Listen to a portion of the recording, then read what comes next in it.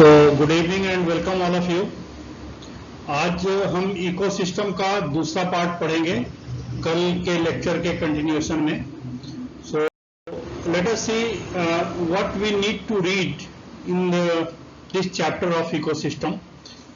तो इसमें जो एक जानने वाली बात होती है व्हाट इज इकोसिस्टम, ये मैंने पिछले 2-3 लेक्चर में कई बार एम्फेसाइज कर दिया है कि इकोसिस्टम क्या होता है, उसकी परिभाषा बताई है और आगे भी 1-2 स्लाइड में आपको दिखाऊंगा। फिर अगला है what are the 3 major principles of ecosystem, यानी इकोसिस्टम के किसी भी पारितंत्र के या पारिस्थितिकी तंत्र के 3 मुख्य सिद्धांत या संचालन कार्यकी किस प्रकार की होती है। इसके बाद हम ये देखेंगे कि उसके घटक कौन कौन से होते हैं, ये सारी चीजें आप जानते हैं। बायोटिक एबायोटिक कंपोनेंट्स यानी कि जैव और अजैव घटक। उसके बाद जो पारिस्थितिकी तंत्र में जो ऊर्जा का जो स्थानांतरण होता है, ऊर्जा का जो मूवमेंट होता है वो किस प्रकार से होता है। ऊर्जा का ही मूवमेंट नहीं होता, न्यूट्रिएंट्स का भी मूवमेंट होता है, यानी जो पोषक पदार्थ है उनका भी चलन होता है, उनका भी ट्रांसपोर्ट होता है। तो जो ऊर्जा का चलन होता है वो फूड चेन, फूड वेब में दिखाई पड़ता है, ट्रॉपिक लेवल्स, बायोमास, बायोम में। और इन फूड चेन में न सिर्फ ऊर्जा का जो ट्रांसफर होता है एक से दूसरे लेवल पे होता है, बल्कि इसमें जो पोषक पदार्थ होते हैं, द न्यूट्रिएंट्स होते हैं, they also gets transfer from one level to another, जो हम पढ़ेंगे बाद में। और वही जो न्यूट्रिएंट्स का जो मूवमेंट है, तो न्यूट्रिएंट्स की एक रिसाइकलिंग भी होती है जिसको हम कहते हैं बायोजियोकेमिकल साइकिल। और उस प्रकार से आप देखिए कि जो इकोसिस्टम के साथ जो इंटरेक्शन होता है उसमें कई प्रकार की साइकिल चलती है। कार्बन साइकिल है, ऑक्सीजन साइकिल है, फास्फोरस की साइकिल है, जो दूध नाइट्रोजन है, ऑक्सीजन, इन सब की वाटर, इन सब की साइकिलिंग होती है। और फिर लास्ट में एक चीज आती है कि what are the environmental limitations of the ecosystem. Ecosystem में एनवायरमेंटल लिमिटेशंस क्या होते हैं जो इकोसिस्टम के सस्टेनेबिलिटी के लिए या उसकी सतत रूप से उस इकोसिस्टम के अस्तित्व में रहने के लिए आवश्यक होती है। तो ये सारी चीजें हम एक एक करके आगे भी पढ़ेंगे, कुछ आज के लेक्चर में हम जानेंगे और उसका कॉन्सेप्ट कुछ आगे के लेक्चर में क्लियर होगा। So what is ecosystem, that I have told you many times कि community of different species interacting with one another and with their non living environment, ये हम पढ़ चुके हैं। एक ये वाला डेफिनेशन हमने पहले भी बता रखा है आपको, the interactive system between the biocoenosis and biotope. मतलब कि जो बायोसिनोसिस मतलब जो जैव पदार्थ है और बायोटोप जो अजैव पदार्थ हैं उनके बीच जो एक इंटरेक्शन होता है, उसके अंतरक्रिया से जो तंत्र पैदा होता है उसको हम इकोसिस्टम कहते हैं। और दुनिया के जो सारे इकोसिस्टम मिलाकर के क्या बनते हैं, बायोस्फीयर बनाते हैं। तो यहां देखिए 4 प्रकार का इकोसिस्टम आपको दिख रहा है। एक तो सी कोस्ट है, समुद्र तट है, यहाँ का ये पानी है, पानी जैसे जैसे गहरा होता जाएगा उसके साथ ही जीव जंतु जो वहां पर रहने वाले हैं उनका जो डिस्ट्रीब्यूशन है वो बदलता जाएगा अलग अलग स्पीसीज का। यहाँ पर जो ऑक्सीजन की, नाइट्रोजन की मात्रा है, जो सी टाइड है, टेम्परेचर है, ये सारी की सारी चीजें मैटर करती हैं। यहाँ ये आप देखते हैं सी कोस्ट का जो ये इलाका है, यहाँ भी बहुत सारे जानवर रहते हैं। तो कहने का मतलब सी कोस्ट जो है ये अपने आप में इकोसिस्टम। उसी प्रकार से देखिए कोई बड़ी सी फ्रेश वाटर बॉडी है, कोई झील वील है, उसके किनारे ये गार्डन डेवलप किया हुआ है और यहाँ पर कोई पुलिया वगैरह है, जो this is another kind of ecosystem, this is a pond ecosystem, this is a garden ecosystem of garden. तो मैंने पहले भी बताया था कि जो इकोसिस्टम है वो नेचुरल भी हो सकता है और आर्टिफिशियल भी हो सकता है। जैसे कोई नदी है या समुद्र है या कोई वर्षावन जैसे जंगल हैं, तो वो सारे नेचुरल इकोसिस्टम है। लेकिन हम जैसे किसी खेत में अगर हम कोई क्रॉप उगा रहे होते हैं तो वहां भी एक इकोसिस्टम बनता है। ये घर का जो एक्वेरियम होता है वहां भी एक इकोसिस्टम होता है। So these kind of ecosystem which are man made and are artificial. इसको थोड़ा सा इकोसिस्टम को एक गहरे में जानने के लिए कुछ अलग ढंग की 2 परिभाषाएं हैं, इसको आप देख लीजिए। An ecosystem is a grouping of organism that interact with each other and their environment in such a way to preserve the grouping. हमने कल एक डेफिनेशन आपको बताया था कि ecosystem works in a way or an species chooses its ecosystem in order to keep its existence going। मतलब वो कोई भी जीव जो है, किसी भी इकोसिस्टम का जो स्ट्रक्चर होता है उसमें कौन सा जीव होगा, कितने मात्रा में होगा, कितनी संख्या में होगा, उनका डिस्ट्रीब्यूशन क्या होगा, ये सारी चीजें उस इकोसिस्टम के जो दूसरे एबायोटिक पैरामीटर्स हैं उस पर निर्भर करते हैं। और इकोसिस्टम में जो भी जीव रहते हैं उनका इंटरेक्शन होता ही इसीलिए है कि वो जो अपनी ग्रुपिंग है, अपना जो समूह है, अपना जो इकोसिस्टम है, उस इकोसिस्टम में अपने आप को ज्यादा से ज्यादा दिन तक वो जिंदा रखना चाहते हैं और ज्यादा से ज्यादा अपने को प्रोपेगेट करना चाहते हैं, अपनी संतति बढ़ाना चाहते हैं। ये तभी होगा जब इकोसिस्टम उनके लिए फेवरेबल होगा। So if the conditions of the ecosystem is favorable, then such kind of ecosystem enables the organism to preserve its grouping। तो इकोसिस्टम एक तरह का ग्रुपिंग है और इसमें जो इंटरेक्शन होता है इस प्रकार से होता है, ये ग्रुपिंग जो है, जो एक समुच्चय है हम सारे प्रकार के जैविक और अजैविक घटकों का वो बना है। एंड उसमें हर इकोसिस्टम का एक जनरल, एक सामान्य स्ट्रक्चरल और फंक्शनल एट्रीब्यूट होता है कि हर इकोसिस्टम में कुछ अजैव कारक हैं। अजैव कारक में पानी आवश्यक रूप से होगा, सूरज की किरणें आवश्यक रूप से होंगी, वहां मॉइस्चर आवश्यक रूप से होगा, ये सारी चीजें आवश्यक रूप से होंगी। तो ये कुछ जनरल एट्रीब्यूट्स हैं जो हर इकोसिस्टम में होता है। उसी प्रकार से अगर जैव की घटक की बात करें तो चाहे जिस प्रकार के जीव हों, जिस प्रकार के पौधे हों, उसमें से कुछ प्रोड्यूसर होंगे, कुछ कंज्यूमर होंगे, कुछ सेकेंडरी कंज्यूमर होंगे, कुछ प्रीडेटर होंगे, कुछ डिकम्पोजर होंगे, मतलब कुछ उत्पादक होंगे, कुछ उपभोक्ता होंगे, कुछ द्वितीय उपभोक्ता होंगे, कुछ भक्षी होंगे, कुछ अपघटक होंगे, है ना। तो इस प्रकार से हर इकोसिस्टम के साथ कुछ एक सामान्य प्रकार का एक संरचनात्मक और कार्यात्मक उसमें उसका फीचर्स पाया जाता है, उसके लाक्षणिक गुण पाए जाते हैं। अब ये जो 3 मेजर इकोसिस्टम, इसकी डिटेल में चर्चा तो हम तब करेंगे जब हेड वाइज हम इन सब चीजों को पढ़ेंगे। जैसे एक चीज हमने बताई न्यूट्रिएंट साइकिल। जाहिर सी बात है कि हमारा शरीर बना है या किसी भी जीव का शरीर बना है, कोई भी ऑर्गेनिक मैटर है, वो बनता है कार्बन से, हाइड्रोजन से, नाइट्रोजन से, फास्फोरस से, इन सारे एलिमेंट से मिलके बना होता है। और ये सारे के सारे एलिमेंट का जो जनरेशन होता है वो कहीं ना कहीं पृथ्वी से होता है। हमारे जो अजैव घटक हैं, जो मिट्टी है, उनसे होता है। उनसे किसी प्रकार से वो भोजन में आता है, भोजन के जरिए ऑर्गेनिज्म में आता है, उसके जरिए उसका शरीर बनता है।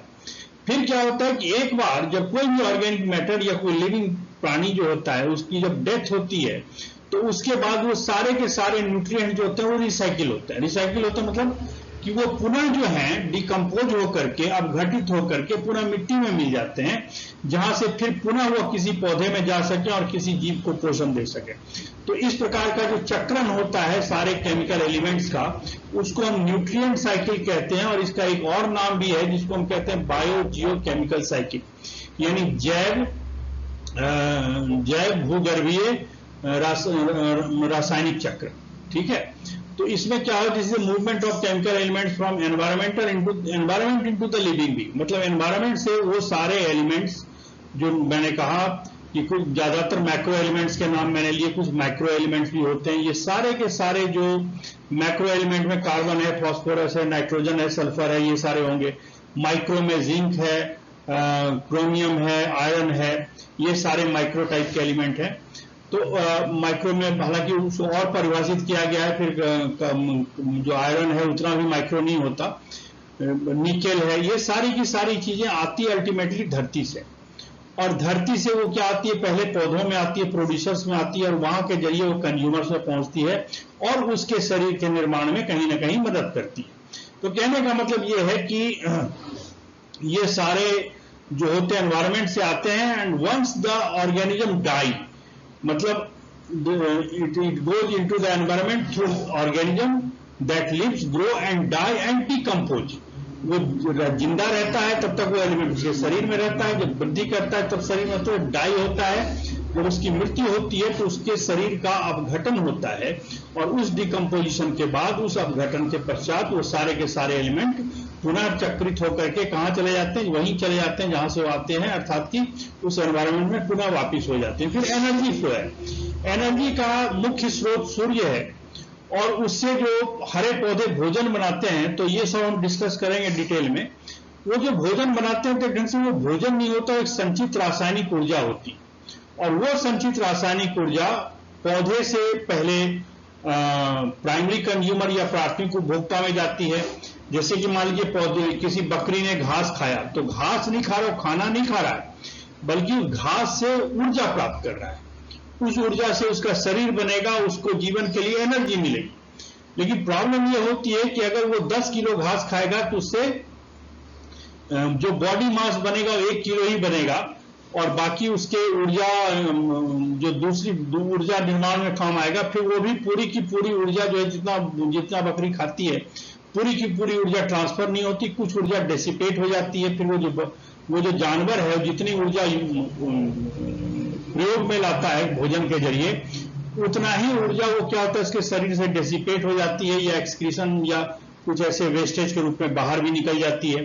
तो एनर्जी का ट्रांसफर एक पोषण स्तर से दूसरे पोषण स्तर तक, या एक ऑर्गेनिज्म से दूसरे ऑर्गेनिज्म तक कैसे जाता है, इसका जो फ्लो है, दैट इज एनर्जी फ्लो। तो energy is required to transform inorganic nutrients into organic tissues.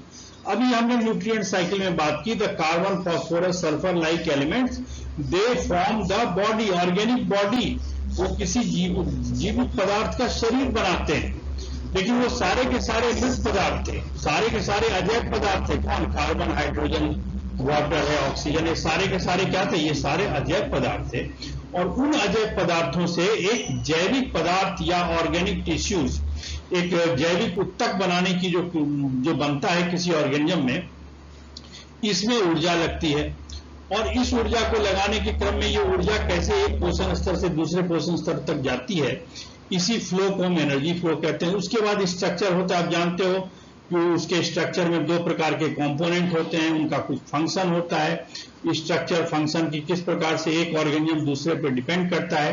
तो कुछ फंक्शनल और स्ट्रक्चर जो एट्रीब्यूट्स होते हैं, वो भी एक तीसरा प्रिंसिपल है इकोसिस्टम का। इकोसिस्टम में मुख्य रूप से हम 3 चीजें पढ़ते हैं। उसका सबसे पहले हम स्ट्रक्चर फंक्शन पढ़ेंगे। स्ट्रक्चर ये फंक्शनल एट्रीब्यूट में फिर न्यूट्रिएंट साइकिल और एनर्जी फ्लो।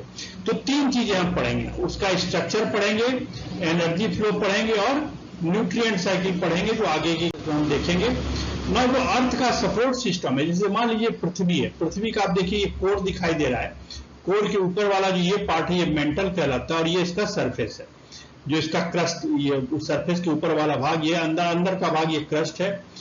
क्रस्ट के ऊपर, इस सरफेस के ऊपर जो भी लिविंग थिंग्स है, जितने भी जैविक पदार्थ हैं, वो सारे के सारे क्या बनाते हैं? वो बनाते हैं biosphere that contains the living and dead organism.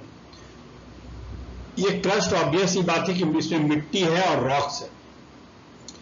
इसके ऊपर आप देखिए कि एटमॉस्फेयर होता है, मतलब इससे जब इसके सरफेस से ऊपर जब चले जाएंगे तो ये क्या होगा? ये देखिए ये एटमॉस्फेयर है, इसमें देखिए सॉइल है, सबसे पहले बीच में रॉक है, क्रस्ट है, सॉइल है, सॉइल के ऊपर एनिमल रह रहे हैं, और उसके ऊपर का पार्ट, मतलब इसके ऊपर वाला जो पार्ट है जो पृथ्वी के सतह से ऊपर होता है, ये क्या है? This is atmosphere.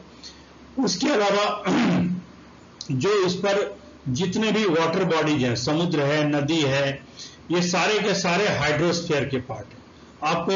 आपने पढ़ा होगा स्कूल में ही कि पृथ्वी के पूरे क्षेत्रफल का करीब 3/4 जो है जल होता है। फिर लिथोस्फीयर में, मतलब ये जो क्रस्ट है धरती का, इसका जो अपर लेयर है उसको हम लिथोस्फीयर कहते हैं। देखिए सबसे पहले लिथोस्फीयर आ गया, क्रस्ट एंड अपर मेंटल, ये सारे के सारे जो इनऑर्गेनिक न्यूट्रिएंट्स जो किसी भी जीव मंडल को चलाने के लिए आवश्यक होते हैं, वो सारे के सारे इसी में पाए जाते हैं।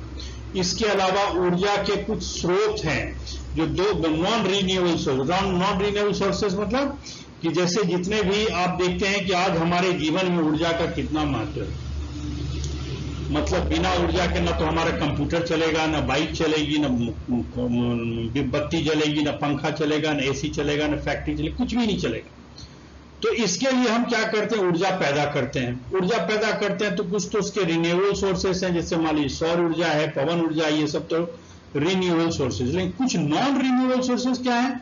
ये मुख्य रूप से फॉसिल फ्यूल, जैसे फॉसिल फ्यूल में क्या आ गया, पेट्रोलियम है, कोयला है, इसका उपयोग आप जानते हो कि ताप विद्युत घर में और दूसरे जगह पर बिजली पैदा करने में होता है। फिर उसके ऊपर हाइड्रोस्फीयर है, जिसमें कि लिक्विड और गैसियस ये वाटर पाया जाता है, सारा ये हाइड्रोस्फीयर है। इसके ऊपर जो धरती के ऊपर से 11 से 30 माइल का जो डिस्टेंस होता है, इसके ऊपर एक ट्रोपोस्फीयर है, जो ये लाइन लिखी, हाँ ये देखिए, ये पृथ्वी की सतह से 11 माइल तक ये ट्रोपोस्फीयर, और यहाँ का जो एयर होता है ये लाइफ को सस्टेन करने में सक्षम होता है। आपको पता है कि अगर हवा नहीं होगी तो कोई भी जीव जिंदा नहीं रह सकेगा, because oxygen is required to breathe. श्वास लेने के लिए ऑक्सीजन आवश्यक है, अगर ऑक्सीजन नहीं होगा तो ऊर्जा नहीं बनेगी, कोई भी प्राणी जीवित नहीं रह सकता बिना ऑक्सीजन के। सो ये जो सारा वो जो एटमॉस्फेयर है, एटमॉस्फेरिक एयर है, वो लाइफ को सस्टेन करने के लिए ऑक्सीजन और एयर देता है। इसमें दूसरी गैसेस भी हैं। ट्रोपोस्फेयर के ऊपर कौन सा होता है, स्ट्रेटोस्फेयर। तो ये सबसे पहले लिथोस्फेयर है और हाइड्रोस्फेयर, इसको आप एक ही सरफेस पे मान लो, ये मिट्टी है और ये पानी वाला क्षेत्र है। उसके ऊपर होता है ट्रोपोस्फेयर, जो धरती से 11 माइल तक होता है। फिर उसके ऊपर 11 से 30 माइल तक क्या होता है, स्ट्रेटोस्फेयर नाम का एक, इसको हम क्या कहते हैं हिंदी में, समतापमंडल नहीं, तो मीजोस्फेयर। स्ट्रेटोस्फेयर की कुछ हिंदी होती है, मैं भूल रहा हूं। ये ट्रोपोस्फेयर के क्षोभ मंडल के ऊपर वाली सतह है। तो इसमें अच्छा एक चीज और इसमें देखिए, इसमें ओजोन लेयर होता है। ओजोन लेयर आपको पता है कि सूर्य से आने वाली जो हानिकारक विकिरण है, जो हार्मफुल रेडिएशन जो सन से आती है, पर्टिकुलरली जो अल्ट्रावायलेट रेज है, उसको रोकने में ये ओजोन लेयर मदद करता है। और ओजोन लेयर को बनाए रखना, ओजोन लेयर को एक प्रिजर्व करके रखना, ये भी आज मानव की बहुत बड़ी समस्या है जो धरती के ऊपर है। इसकी हम बात करेंगे।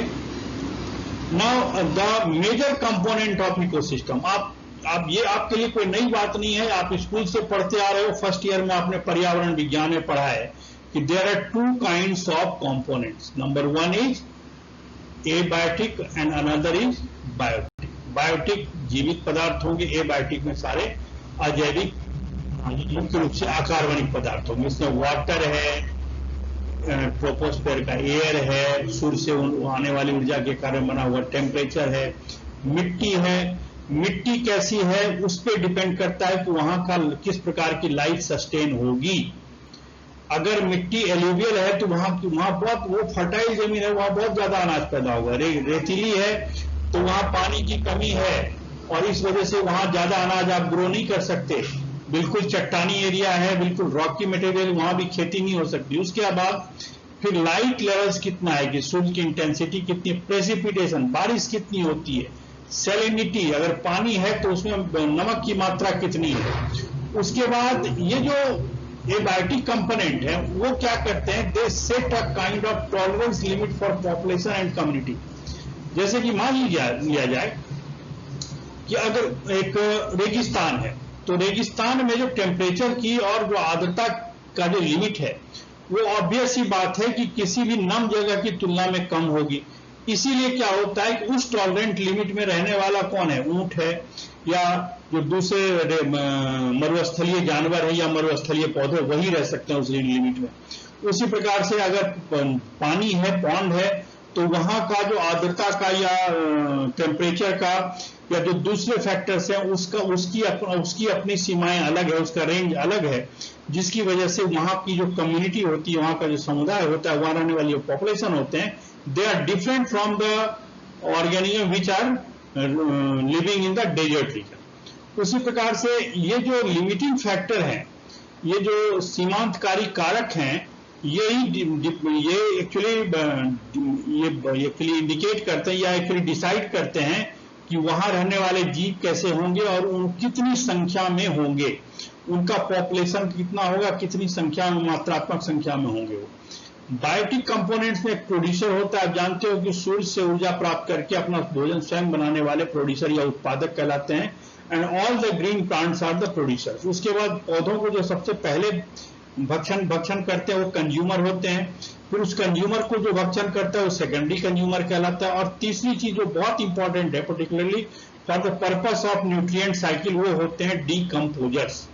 इसके बाद है प्लांट है, एनिमल है, बैक्टीरिया है, बैक्टीरिया फंजाई तो डिकम्पोजर हो गए, ये हो गए। बायोटिक इंटरेक्शन जो एक्चुअली जो अलग अलग जीवों के बीच अलग अलग प्रकार का इंटरेक्शन या अंतरक्रिया होती है, जैसे उसमें से एक भक्षी और भक्षक हो सकते हैं, दो प्रतिस्पर्धी जानवर हो सकते हैं, उनके बीच सहजीविता हो सकती है, उसमें एक परजीवी और एक उसका क्या कहते हैं होस्ट हो सकता है, परपोषी हो सकता है, एक कमेंसलिज्म है, सहोपकारिता हो सकती है। तो इस प्रकार के रिलेशन अलग अलग प्रकार के जीवों के बीच में हो है। जो लिमिटिंग फैक्टर्स हैं वो ऐसे कारक, मैंने बात करी ना कि लिमिटिंग फैक्टर्स क्या हुआ, the factor which actually limits the range of the abiotic factor. वो जो एबायोटिक फैक्टर के जो रेंज को तय करने उनका जो रेंज होता है वही लिमिटिंग फैक्टर है। वो एक ऐसे कारक हैं, सीमांतकारी कारक हैं, जो ये डिसाइड करते हैं कि उस कारक के उस वो जो रेंज है किसी भी कारक का, उसमें किस प्रकार के ऑर्गेनिज्म रहेंगे। जैसे मान लीजिए सनलाइट है, तो अब जो भी हरे पौधे हैं आमतौर पर वो सनलाइट में ही रहेंगे, लेकिन अगर ध्रुवीय प्रदेश में चले जाए जहां सूरज की रोशनी आती नहीं है, तो जाहिर सी बात है हरे पौधे नहीं होंगे। टेम्परेचर अगर बहुत ज्यादा होगा तो बहुत ज्यादा लस ग्रीन फॉरेस्ट जैसा आपको नहीं दिखेगा, वहां जो भी पौधे होंगे वो अलग प्रकार के होंगे। वर्षा अगर ज्यादा हो रही है तो वहां के पौधे अलग प्रकार के होंगे, वर्षा कम हो रही है उनका रेंज तो अलग प्रकार के होंगे। सॉइल न्यूट्रिएंट्स कैसा है, मिट्टी में नाइट्रोजन की, फास्फोरस की, सल्फर की मात्रा कितनी है उस पर डिपेंड करता है। फायर फ्रीक्वेंसी कितनी है, वहां हवा कितनी तेज चलती है, लैटिट्यूड लॉन्गिट्यूड, क्योंकि लैटिट्यूड से ये पता चलता है, लॉन्गिट्यूड नहीं कर रहा हूं, एल्टीट्यूड ऊंचाई है, लैटिट्यूड मतलब अक्षांश। तो अगर जो 0 डिग्री अक्षांश होता है वहां सूर्य की किरणें सीधी पड़ती है, ऑब्वियस सी बात है वहां टेम्परेचर बहुत ज्यादा होगा। दूसरी बात कि विषुवत रेखा के आसपास का जो ट्रॉपिक रीजन, ट्रॉपिक जोन कहलाता है, जो उष्ण कटिबंध कहलाता है, वहां पर टेम्परेचर भी बहुत ज्यादा होती है और बारिश भी बहुत ज्यादा होती है। उसके बाद एल्टीट्यूड, जो समुद्र पर रहने वाला जो का जो लेवल है और जो पहाड़ पर का जो लेवल है, उन दोनों जगह के जो क्लाइमेटिक और दूसरे जो फैक्टर्स हैं एबायोटिक फैक्टर्स, उनका क्लाइमेटिक कंडीशंस अलग होते हैं, जो एबायोटिक फैक्टर्स है उनका कंपोजिशन अलग होता है। तो ये टेरेस्ट्रियल है। एक्वेटिक में कि अब देखिए पानी कहां तक जाता है, पानी जहां तक जाता है, पानी में किसी गहरे तालाब में, नदी में, समंदर में जहां तक पानी जाता है उसको फोटिक जोन कहते हैं, उसके आगे को एफोटिक जोन कहते हैं। वाटर की क्लैरिटी कितनी, गंदा पानी है, साफ पानी है, वाटर का करंट कैसा है, उसमें डिजॉल्व ऑक्सीजन और दूसरे न्यूट्रिएंट्स कितने हैं, है ना, उसकी सैलिनिटी, नमक की मात्रा कितनी, इससे ये डिसाइड होता है कि किस प्रकार की कम्युनिटी वहां रहेगी, किस प्रकार के जीव रहेंगे। So these are the limiting factor which sets the limit for a particular kind of organism to live in a given ecosystem। उसके बाद देखिए किसी भी इकोसिस्टम का स्ट्रक्चर, ये सन है, ये एनर्जी प्रोवाइडर। अगर सूर्य नहीं होगा तो आप इकोसिस्टम क्या, पृथ्वी पर जीवन की कल्पना ही नहीं कर सकते। सूर्य की जो ऊर्जा है वो प्रोड्यूसर द्वारा भोजन में तब्दील किया जाता है, फूड में बदला जाता है। एंड फूड एक्चुअली क्या है, this is a kind of stored energy, संचित ऊर्जा है। इससे कुछ तो हीट में निकल जाएगा, तो जाहिर सी बात है देखिए कुछ हीट लॉस हो गया। उसके बाद वो इसको कौन खा रहा है, कंज्यूमर खा रहा है। कंज्यूमर खा रहा है, कंज्यूमर ने मतलब यहां से प्रोड्यूसर से ऊर्जा कंज्यूमर ने लिया, उसने कुछ हीट में लॉस कर दिया। फिर कंज्यूमर की जब डेथ हो गई तो वो डिकम्पोजर ने इसको डिकम्पोज कर दिया, तो वहां से हीट लॉस हुआ। प्रोड्यूसर जो होता है उसकी कुछ ऊर्जा जो होता है डिकम्पोजर्स को भी जाती है। और ये सारे के डिकम्पोजर्स क्या करते हैं कि जितना भी ऑर्गेनिक मटेरियल है उसको अल्टीमेटली वो एक ऑर्गेनिक न्यूट्रिएंट पूल में डाल देते हैं और वहां से फिर प्रोड्यूसर्स का निर्माण होता है। सो this is the general pattern of the energy flow and nutrient cycle, जो हर इकोसिस्टम में पाया जाता है। And this is general kind of functional and structural attributes of a given ecosystem. किसी भी इकोसिस्टम का एक सामान्य संरचनात्मक और कार्यकी जन्य लाक्षणिक गुण। देखिए जैसे टेरेस्ट्रियल इकोसिस्टम में आप देखिए ये पेड़ है, इसने सोलर एनर्जी लिया, सोलर एनर्जी से कार्बन डाइऑक्साइड लेकर के फोटोसिंथेसिस काम किया, ऑक्सीजन रिलीज कर दिया। तो जहां पेड़ ज्यादा होंगे वहां ऑक्सीजन प्रॉपर संख्या में होगी।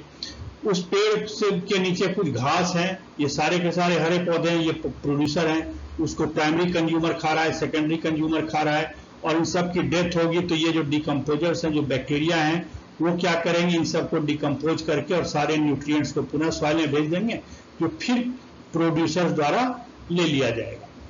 सो ये और दूसरे जो एबायोटिक फैक्टर भी यहाँ दिखाए गए हैं कि ये बारिश हो रही है, प्रेसिपिटेशन कितना हो रहा है, ठीक है, ये सारी चीजें। तो इसी प्रकार से टेरिस्ट्रियल इकोसिस्टम, ये एक्वेटिक इकोसिस्टम आप देखिए, ये सूर्य है, यहाँ भी एक जितने भी प्रोड्यूसर्स हैं, जो किनारे के घास है या अंदर जो फाइटोप्लैंक्टॉन्स वगैरह हैं, जो या तैरने वाले बाली वनस्पति, ये सारे के सारे सूर्य से ऊर्जा लेते हैं, वो प्रोड्यूसर का काम करते हैं। इसको पहले इसमें कुछ डाइटम्स होते हैं या फाइटोप्लैंक्टॉन, जू प्लैंक्टॉन होते हैं, ये सारे के सारे जो होते हैं, पहले छोटी मछलियां खाती हैं, फिर बड़ी मछलियां खाती हैं, फिर उसको कोई बड़ा सा जीव, जैसे यहाँ तो ये छोटा तालाब है तो यहाँ मगरमच्छ पाया जा रहा है, जो समुद्र होगा तो यहाँ पे शार्क होगा, फिर ये सारी चीजों की डेथ होगी तो वो सेडिमेंट के रूप में बैठेगा यहाँ पर और उसको डिकम्पोज करके बैक्टीरिया जो है फिर से न्यूट्रिएंट पूल में डालेगा।